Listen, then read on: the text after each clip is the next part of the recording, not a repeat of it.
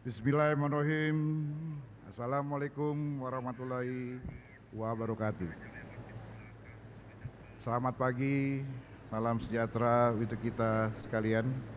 Shalom, Om Swastiastu, Namo Buddhaya, salam kebajikan. Yang kita hormati bersama, Presiden Republik Indonesia, Bapak Insinyur Haji Joko Widodo, beserta Ibu Iriana Joko Widodo. Wakil Presiden Republik Indonesia, Bapak Profesor Dr. Kiai Haji Ma'ruf Amin, beserta Ibu Wuri Ma'ruf Amin. Wakil Presiden Republik Indonesia ke-6, Bapak Jenderal TNI Purnawirawan Tri Sutrisno. Wakil Presiden Republik Indonesia ke-10 dan ke-12, Bapak Dr. Andes Haji Muhammad Yusuf Kalla. Wakil Presiden Republik Indonesia ke-11, Bapak Profesor Dr. Haji Budiono. Istri Wakil Presiden Republik Indonesia ke-9, Ibu Soraya Hamzahas. Yang kita banggakan, Ketua Dewan Perwakilan Rakyat, Ibu Dr. Honoris Causa Puan Maharani. Ketua Dewan Perwakilan Daerah, Bapak Insinyur Haji A.A. Lanyala Mahfud Mataliti. Ketua Badan Pemeriksa Keuangan, Ibu Dr. Insinyur Isma Yatun. Ketua Mahkamah Agung, Bapak Profesor Dr. Haji Muhammad Syarifuddin SH.MH. Ketua Mahkamah Konstitusi, Bapak Dr. Suhartoyo SH.MH. Ketua Komisi Yudisial, Bapak Profesor Amzulian Rifai SH.PhD. Para Wakil Ketua Majelis Permusyawaratan Rakyat, Dewan Perwakilan Rakyat dan Dewan Perwakilan Daerah yang saya muliakan. Para pimpinan lembaga-lembaga negara dan yang teristimewa, Presiden terpilih hasil pemilihan umum tahun 2024, Bapak Jenderal TNI Purnawirawan Haji Prabowo Subianto.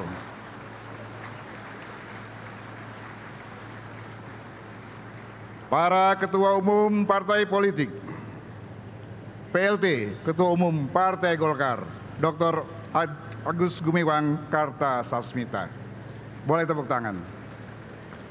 Pak Bahlil ada enggak?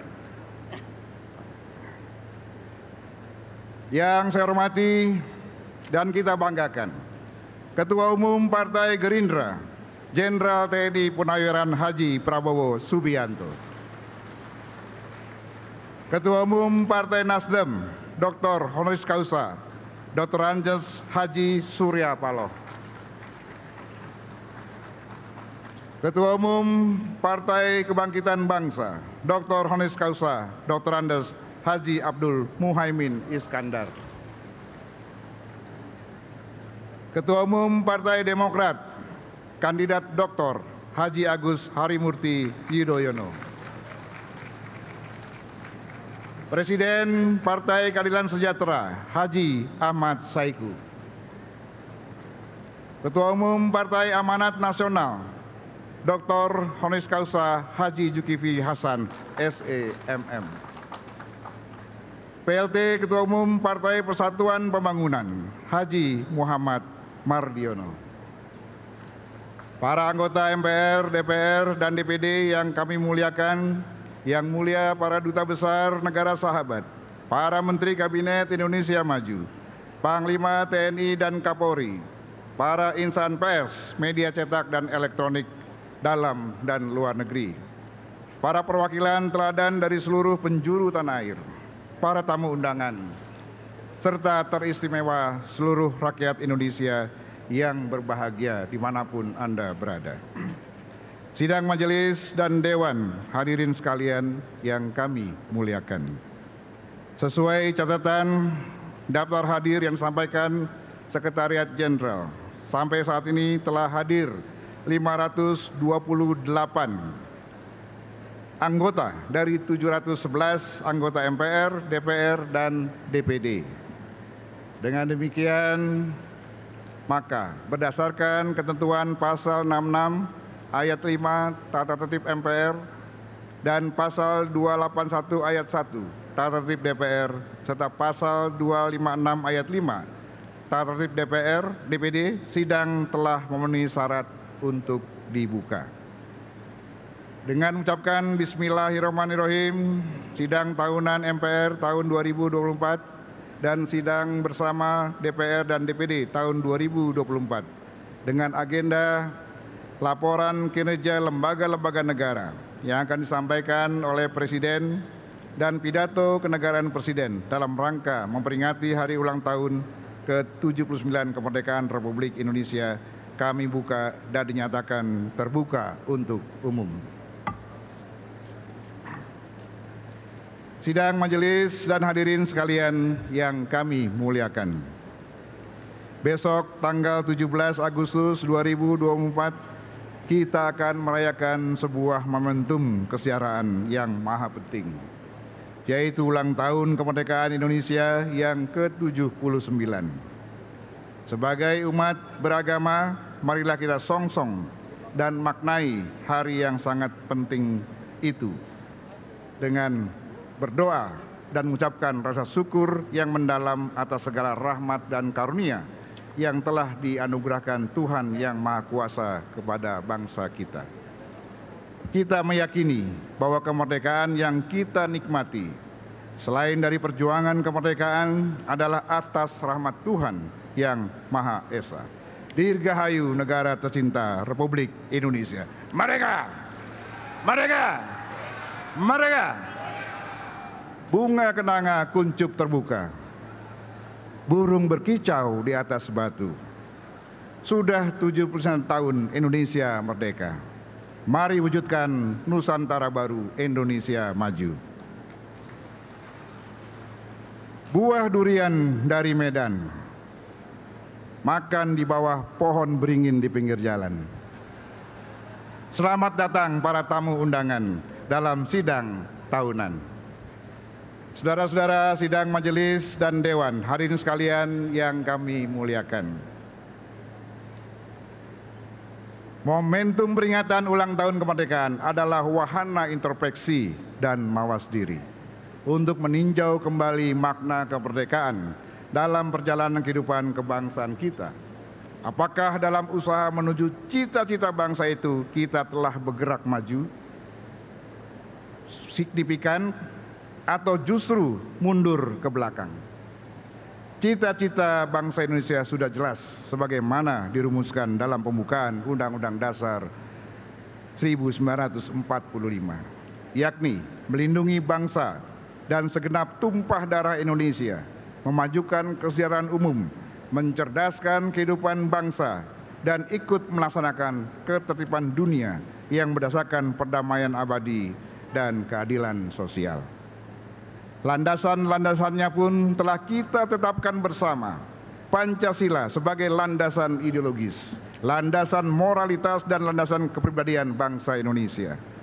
Pancasila seperti puisi yang menari lembut dalam setiap kata dan kalimatnya, merupakan pernyataan cinta yang tulus dan murni dari para pendiri bangsa untuk seluruh rakyat Indonesia.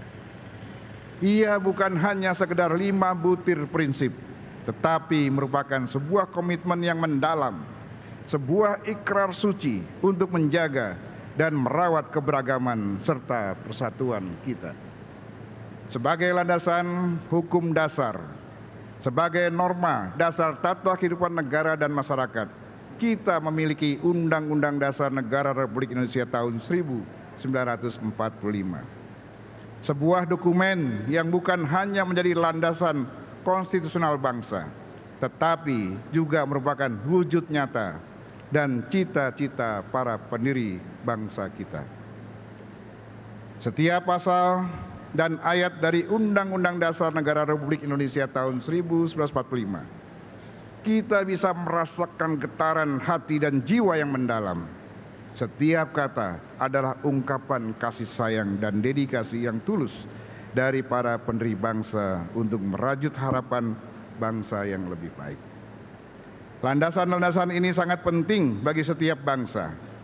Oleh karena landasan-landasan itu merupakan kebulatan pandangan hidup sekaligus cita-cita yang hendak diwujudkan dalam mencapai tujuan bernegara. Sidang majelis dan dewan hadirin sekalian yang kami muliakan. Indonesia telah mencanangkan cita-cita besar, melompat menjadi negara berpenghasilan tinggi setara dengan negara-negara maju pada tahun 2045. Cita-cita besar tersebut memerlukan komitmen kita bersama yang sudah dimulai oleh Presiden Joko Widodo dengan menetapkan 2 strategis prioritas menuju Indonesia Emas 2045, yakni melalui hilirisasi industri dan pengembangan sumber daya manusia. Proses pembangunan itu telah menciptakan jembatan yang menghubungkan setiap pulau, desa, dan masyarakat dengan harapan dan kesempatan yang baru. Untuk itu, majelis menyampaikan apresiasi yang setinggi-tingginya kepada pemerintah di bawah kepemimpinan Bapak Insinyur Joko Widodo dan Bapak Profesor Dr. Kiai Haji Ma'ruf Amin yang terus mendorong Indonesia bergerak maju dan membuktikan sebagai negara yang besar. Sejalan dengan visi Trisakti Bung Karno, bahwa sebagai bangsa yang besar, kita harus mampu berdaulat di bidang politik, berdikari di bidang ekonomi, dan berkepribadian di dalam kebudayaan. Secara estafet, visi tersebut harus tetap diperjuangkan oleh pemerintahan selanjutnya. Kepada Presiden dan Wakil Presiden terpilih periode 2024-2029, Bapak Jenderal TNI Purnawirawan Haji Prabowo Subianto dan Bapak Gibran Rakabuming Raka BSC, selain ucapan selamat atas mandat yang diberikan oleh rakyat Indonesia, kami juga mengharapkan kesinambungan pembangunan nasional. Momentum tersebut perlu kita jaga dan pelihara bersama. Tugas ini tentu tidaklah ringan, karena tantangan akan terus datang, baik dari dalam maupun dari luar. Dari Kertanegara ke Istana, melalui perjuangan yang tiada tara, semoga visi misi Prabowo Gibran terlaksana untuk Indonesia Emas 2045.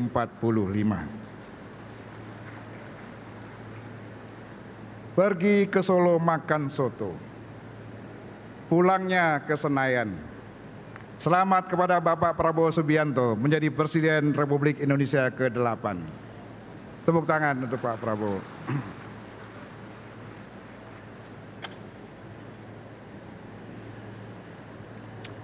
Sidang majelis dan dewan hadirin sekalian yang kami muliakan, memasuki usia kemerdekaan Indonesia yang ke-79. Tentunya tantangan ke depan semakin banyak dan perlu kita sikapi bersama. Untuk itu, keadilan sosial sebagai nilai fundamental Pancasila harus melandasi semua kebijakan dan perilaku, sekali lagi, perilaku penyelenggara negara, baik dalam bidang politik, ekonomi, hukum, maupun keamanan dan sosial budaya. Masih banyak pekerjaan rumah kita ke depan. Pemerataan dan keadilan yang belum sepenuhnya dapat kita rasakan atau dirasakan oleh seluruh elemen masyarakat dari Sabang hingga Merauke.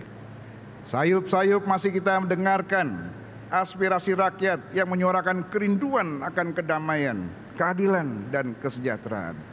Mereka mendambakan sebuah negara yang tidak hanya berkembang dari segi ekonomi, tetapi juga dalam aspek moralitas dan integritas. Rakyat kita mengharapkan agar pemerintah dapat menghadirkan kebijakan yang memperhatikan kesejahteraan seluruh lapisan masyarakat, termasuk mereka yang berada di garis depan perjuangan melawan kemiskinan dan ketidakadilan. Rakyat mendambakan sistem hukum dan pemerintahan yang benar-benar adil, inklusif, di mana setiap individu, kelompok, dan golongan mendapatkan kesetaraan hak dan kewajiban tanpa diskriminasi. Meningkatnya populasi penduduk dunia khususnya di Indonesia akan membutuhkan daya dukung bahkan pangan yang besar. Pada saat bersamaan sektor pertanian sebagai penopang ketahanan pangan justru menghadapi beragam tekanan. Mulai dari makin sempitnya lahan pertanian, stagnasi produksi, meningkatnya frekuensi hama dan penyakit tumbuhan, makin mahalnya biaya produksi, serta ancaman perubahan iklim. Untuk menghindari resiko krisis pangan di masa yang akan datang, kita perlu menyiapkan strategi besar untuk menciptakan kedaulatan pangan Indonesia, bukan sekedar ketahanan pangan yang acap kali mengandalkan import bahan-bahan pangan dari luar negeri. Kemajuan teknologi, khususnya teknologi informasi, juga diharapkan menjadi solusi bagi berbagai persoalan yang kita hadapi saat ini. Digitalisasi layanan dari perdagangan, jasa keuangan hingga pemerintahan berkembang semakin cepat dalam 1 dekade terakhir. Namun digitalisasi yang berkembang pesat juga meninggalkan persoalan lain, yakni melebarnya ketimpangan digital terutama di Indonesia bagian timur. Ketahanan keamanan cyber di Indonesia juga masih perlu peningkatan. Ini terkait juga dengan kasus peretasan data nasional yang mengisyaratkan urgensi ketersediaan lembaga pemerintah yang berfokus pada keamanan cyber, termasuk peraturan hukumnya. Indonesia menurut National Cyber Security Index masih menempati posisi kelima di Asia Tenggara dalam hal keamanan cyber. Kita juga telah sama-sama mengetahui dunia telah memasuki era Internet of Military Things atau Internet of Battlefield, di mana operasi militer semakin dapat dikendalikan dari jarak yang sangat jauh dengan lebih cepat, tepat, dan akurat. Untuk itu sudah saatnya Indonesia segera mempersiapkan pembentukan Matra keempat Tentara Nasional Indonesia dengan menghadirkan Angkatan Cyber. Kehadiran untuk memperkuat 3 matra yang sudah ada, yaitu Angkatan Darat, Angkatan Laut, dan Angkatan Udara. Ini penting, mengingat posisi geopolitik Indonesia masih sangat rawan, lantaran berhadapan langsung dengan trisula negara persemakmuran Inggris, yaitu Malaysia, Singapura, dan Australia, yang tergabung dalam Five Power Defense Arrangement bersama Selandia Baru dan Britania Raya.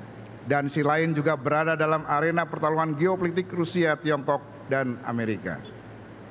Di bidang energi, Indonesia telah berkomitmen secara bertahap menekan emisi gas kaca dengan mengurangi porsi penggunaan energi fosil dan mulai beralih pada energi baru terbarukan. Transisi energi ini merupakan pekerjaan besar yang membutuhkan investasi sangat besar dan tidak akan tuntas hanya dalam 3 sampai 5 tahun. Strategi hilirisasi industri sudah memberikan hasil positif berupa nilai investasi pada industri pengolahan mineral yang meningkat pesat. Nilai ekspor nikel juga tumbuh sangat tinggi, yang membuat Indonesia menjadi negara penghasil nikel terbesar nomor 1 di dunia. Di usia yang 79, Indonesia juga menyambut babak baru dalam membangun Ibu Kota Nusantara, IKN, menjadi simbol harapan dan tekad kita bersama untuk masa depan. IKN bukan sekedar sebuah nama atau lokasi di peta, melainkan sebuah halaman kosong dalam buku sejarah kita yang menunggu untuk kita tulis dengan cerita-cerita kebanggaan, keberhasilan, dan cinta yang tidak berkesudahan. Kita tidak mewariskan sebuah kota, tetapi kita mewariskan harapan dan cita-cita. Kita mewariskan sebuah tempat di mana anak-anak kita tumbuh dengan mimpi-mimpi besar. Marilah kita terus melangkah maju dengan penuh keyakinan, menjadikan IKN sebagai pusat kekuatan dan inspirasi. Marilah kita jaga dan rawat warisan ini, agar kelak ketika anak cucu kita memandang langit IKN, mereka tidak hanya melihat kota yang megah, tapi juga merasakan denyut jantung bangsa ini untuk masa depan yang lebih gemilang. Berpindah alamat ke hutan belantara, menapak langkah membangun asa. IKN jadi ibu kota negara, semangat baru untuk Indonesia Raya. Sidang majelis dan dewan, hadirin sekalian yang kami muliakan. Di tengah-tengah kemajuan dan perubahan zaman yang begitu cepat, marilah kita sejenak berkontemplasi, baik sebagai individu maupun sebagai bagian dari keseluruhan sebuah bangsa yang besar. Marilah kita memulai dengan mengamati nilai-nilai dasar yang menyatukan kita sebagai bangsa. Pancasila sebagai dasar dan ideologi negara adalah cermin dari cita-cita luhur bangsa Indonesia yang menjadi bintang penuntun arah dan perjalanan bangsa. Pancasila adalah panduan moral dan etika yang harus kita hayati dan amalkan dalam kehidupan berbangsa dan bernegara. Dalam setiap denyut jantung bangsa ini, begitu indahnya bila Pancasila tidak sekedar menjadi dokumen sejarah, tetapi sebagai sebuah jiwa yang wajib kita praktikkan dalam kehidupan kemasyarakatan, kebangsaan, dan kenegaraan kita. Setiap sila adalah cermin dari keindahan dan kemuliaan hati dan perbuatan kita.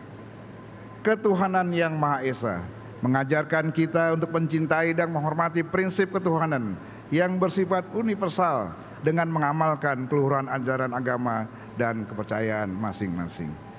Kemanusiaan yang adil dan beradab menumbuhkan rasa cinta kasih kita kepada sesama, rasa empati dan menghargai perbedaan sebagai hiasan yang memperkaya kebersamaan. Persatuan Indonesia bagaikan sebuah simfoni indah yang menyatukan melodi-melodi berbeda dari Nusantara kita. Dalam keberagaman kita menemukan kekuatan dalam persatuan. Kita menemukan cinta yang tiada tara. Mari kita jaga persatuan ini dengan sepenuh hati. Kemudian kerakyatan yang dipimpin oleh hikmat kebijaksanaan dalam permusyawaratan perwakilan mengajarkan kita bahwa setiap kebijakan terdapat kebajikan. Mari kita tanamkan dalam hati dan laksanakan dalam perbuatan bahwa demokrasi kita adalah demokrasi yang dipimpin oleh rasa dan sikap hikmat dalam kebijaksanaan, agar setiap langkah kebijakan negara kita senantiasa membawa manfaat bagi seluruh rakyat Indonesia. Dan yang berikutnya adalah keadilan sosial bagi seluruh rakyat Indonesia. Adalah peneguhan kepada keadilan dan kesejahteraan untuk seluruh rakyat Indonesia. Seperti arus sungai yang membawa kehidupan bagi setiap lembah yang dilaluinya. Mari kita pastikan setiap individu, kelompok, dan golongan mendapatkan hak dan kesempatan yang sama tanpa memandang latar belakang. Dengan penuh semangat dan keikhlasan, marilah kita aktualisasikan nilai-nilai Pancasila dalam setiap tindakan, kata, keputusan, serta kebijakan kita. Biarlah Pancasila tetap menjadi cahaya yang membimbing kita dalam gelapnya ketidakpastian, menjadi pelabuhan menenangkan di tengah badai perubahan, dan menjadi lambang cinta yang abadi bagi bangsa kita. Ini adalah saat yang tepat untuk mengingatkan diri kita semua akan tanggung jawab kemanusiaan, kemasyarakatan, dan kebangsaan kita. Tidak ada yang lebih penting dari kesadaran bahwa setiap tindakan dan keputusan memiliki dampak terhadap masa depan bangsa. Sekali lagi, memiliki dampak terhadap masa depan bangsa. Dengan tekad dan semangat kembali kepada Pancasila sebagai jati diri bangsa itulah, mari kita melangkah ke muka menyongsong masa depan dengan penuh harapan dan keyakinan bahwa kita dapat mewujudkan Indonesia yang lebih adil, makmur, dan bersatu serta berkeadilan. Saudara-saudara sidang majelis dewan, hadirin sekalian yang kami muliakan. Dalam sejarah perjalanan bangsa, MPR telah menjadi pilar utama yang mengarahkan kebijakan negara dan membuktikan bahwa setiap langkah kebangsaan dalam berbangsa dan bernegara sesuai dengan prinsip-prinsip konstitusi. Konstitusi adalah peta jalan bangsa, sebuah dokumen hidup yang menjadi pegangan dari setiap aspek kehidupan bernegara. Tugas utama MPR adalah menjaga nilai-nilai yang terkandung dalam konstitusi tetap relevan dengan dinamika zaman. Sebagai rumah kebangsaan, pengamal ideologi Pancasila dan kedaulatan rakyat, MPR menjadi representasi kebangsaan yang menjalankan mandat konstitusional guna menjembatani berbagai arus perubahan, pemikiran, aspirasi masyarakat dan daerah. Di tengah dinamika zaman, peran MPR menjadi sangat krusial. MPR adalah lembaga yang menjaga harmoni Pancasila dan Undang-Undang Dasar Negara Republik Indonesia tahun 1945. MPR adalah forum permusyawaratan yang menyatukan suara rakyat dan memastikan bahwa setiap keputusan yang diambil mencerminkan kepentingan bersama. Asistensi MPR menjadi ruang aktualisasi sekaligus untuk memastikan aspirasi dan kepentingan rakyat secara umum terakomodir dalam proses pelaksanaan kebijakan-kebijakan nasional. Jalinan konstitusional tersebut memerlukan sebuah haluan negara untuk memastikan bahwa visi berbangsa dan bernegara tetap terarah dan konsisten dengan nilai-nilai Pancasila dan Undang-Undang Dasar Negara Republik Indonesia tahun 1945. Jalinan antara Pancasila yang berisi nilai-nilai falsafah, Undang-Undang Dasar Negara Republik Indonesia tahun 1945 yang mengandung hukum dasar tertulis dan haluan negara adalah jantung dari praktik kehidupan berbangsa dan bernegara kita. Haluan negara merupakan guidance principle untuk menjalankan pembangunan nasional dan penyelenggaraan pemerintah Indonesia yang berkelanjutan. Ide dasar menghadirkan kembali haluan negara merupakan wujud kepedulian MPR dalam rangka mempercepat terwujudnya masyarakat Indonesia yang sejahtera, adil, makmur pada tahun 2045. Mari kita semua dengan penuh kesadaran dan komitmen menjaga dan merawat jalinan antara Pancasila, Undang-Undang Dasar Negara Republik Indonesia tahun 1945 dan haluan negara. Marilah kita biarkan cahaya Pancasila menerangi jalan kita.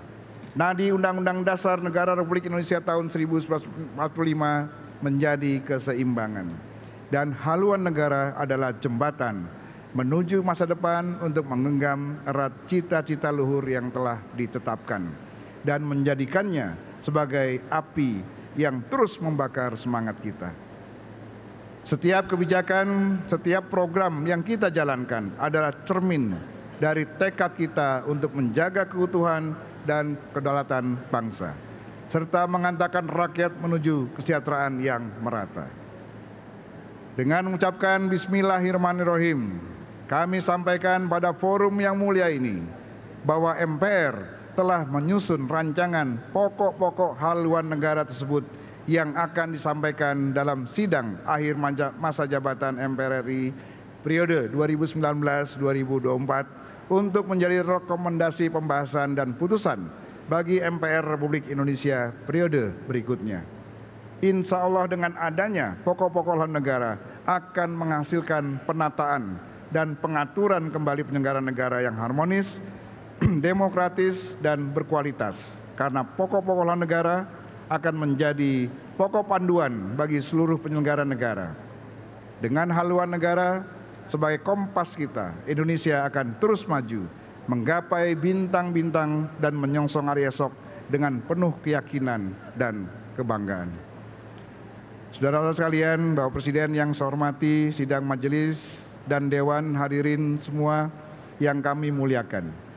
Sebagai perwujudan dari fungsi-fungsi utama MPR dalam rangka mengemban representasi rakyat dan bentuk dari penjelmaan seluruh rakyat Indonesia, pimpinan MPR telah melaksanakan silaturahmi kebangsaan, melakukan dialog konstruktif kebangsaan kepada tokoh-tokoh nasional dan bapak bangsa guna memperoleh pandangan dan saran serta pertimbangan untuk kemajuan bangsa Indonesia. Melalui kunjungan silaturahmi kebangsaan tersebut, pimpinan MPR telah menerima banyak aspirasi dan masukan yang sangat beragam dari tokoh-tokoh bangsa yang terdiri dari Presiden dan Wakil Presiden terdahulu, Ketua MPR RI terdahulu, serta para ketua umum partai politik. Meskipun beragam, namun semuanya mengerucut pada beberapa kesepahaman. Yang pertama, bahwa untuk mewujudkan Indonesia maju, kita membutuhkan komitmen dan kontribusi kolektif dari segenap elemen bangsa untuk bahu-membahu bergotong royong bersama-sama membangun bangsa. Kemudian yang kedua, bahwa untuk pembangunan nasional membutuhkan peta jalan atau roadmap dan visi jangka panjang yang tidak dibatasi oleh priorisasi pemerintahan. Kemudian yang ketiga, bahwa setelah 26 tahun era reformasi, perlu adanya evaluasi dan perbaikan dalam implementasi sistem demokrasi dan kehidupan ketatanegaraan kita. Seluruh rangkaian wewenang dan tugas yang diemban MPR adalah semata-mata dalam rangka merajut kembali keindonesiaan Indonesia yang semakin lama semakin pudar. Majelis berkeyakinan bahwa seluruh elemen bangsa, baik yang hadir di ruangan ini maupun yang menyaksikan di tempat lain, memiliki pandangan yang sama bahwa kita semua bertanggung jawab untuk kelangsungan Indonesia yang lebih baik, Indonesia yang lebih maju, dan Indonesia yang lebih bermartabat. Dalam konteks inilah kita patut menyampaikan apresiasi dan penghargaan setinggi-tingginya atas kiprah para pemimpin bangsa dari generasi ke generasi yang kami rangkum dalam rangkaian pantun. Bunga melati mekar berseri, warna putih harum mewangi, penghargaan untuk para pemimpin negeri, merah putih tetap tegak berdiri. Soekarno proklamator yang cerdas berani, Soeharto pembangunan dimulai, Habibie teknologi dibangun tinggi, Gus Dur pluralisme lestari, Megawati konstitusi tegak berdiri, SBY demokrasi yang murni, Jokowi infrastruktur terintegrasi, dan Prabowo legasi kebangsaan terpatri. Sidang majelis dan dewan hadirin sekalian yang kami muliakan, sebelum kita mendengarkan laporan kerja lembaga-lembaga negara yang akan disampaikan oleh Presiden sekaligus pidato kenegaraan Presiden dalam rangka memperingati hari ulang tahun ke-79 Republik Indonesia, perlu kami sampaikan bahwa sesuai dengan kesepakatan setelah tahun lalu sidang bersama DPR dan DPD dipimpin oleh Ketua DPD, maka pada sidang bersama DPR dan DPD tahun ini akan dipimpin oleh Ketua DPR. Selanjutnya, terakhir, sebagai ungkapan terima kasih dan harapan kami, izinkan kami menyampaikan beberapa hal untuk Bapak Jokowi dan Bapak Prabowo Subianto dan Mas Gibran dalam rangkaian pantun. Dari Solo ke Istana Negara lewat Tol Cipali, jangan lupa membawa serabi. Terima kasih untuk Pak Jokowi. Langkahmu akan dilanjutkan Pak Prabowo dalam membangun negeri. Ini untuk Pak Prabowo. Terbang tinggi burung merpati, hinggap lama di pohon mahoni. Kami titip NKRI agar rakyat hidup nyaman dalam harmoni. Kupu-kupu terbang kumbang bersama kumbang, hinggap di dahan pohon beringin yang rindang. Para calon menteri tak perlu bimbang, berbaik-baiklah ke Presiden sekarang dan yang akan datang. Burung merpati terbang di atas sawah, purnama datang dari negeri sebelah. Koalisi calon kepala daerah masih bisa berubah. Kotak kosong jangan sampai membuat kita terbelah. Demikianlah pidato pengantar sidang tahunan MPR Republik Indonesia tahun 2024. Semoga Allah Subhanahu wa Ta'ala Tuhan yang Maha Kuasa senantiasa melimpahkan rahmat dan hidayahnya kepada kita semua. Fa inna ma'al usri yusra. Inna ma'al usri yusra. Sesungguhnya di dalam setiap kesempitan terdapat kelapangan, dan di dalam setiap persoalan selalu ada jalan keluar. Gaudere cum gaudentibus, plere cum plentibus. Bergembiralah bersama rakyat yang sedang bergembira. Menangislah bersama rakyat yang sedang menangis. Wabillahi taufiq wa hidayah. Wassalamualaikum warahmatullahi wabarakatuh.